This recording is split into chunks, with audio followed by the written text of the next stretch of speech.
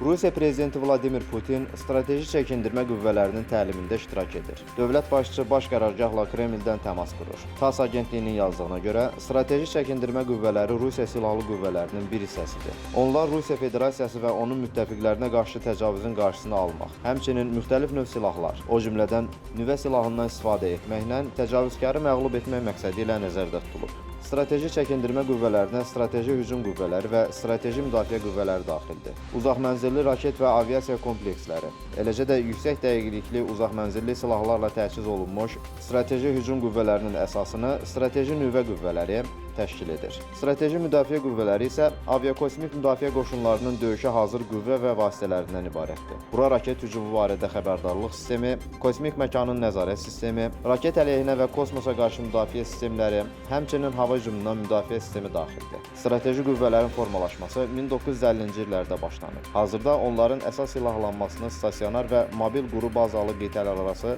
ballistik raket kompleksləri, strateji atom sualtı gəmiləri, eləcə də hava-yer sinifli strateji qanadlı raketlər və aviabombalarla təchiz edilmiş strateji bombardmançılar təşkil edir.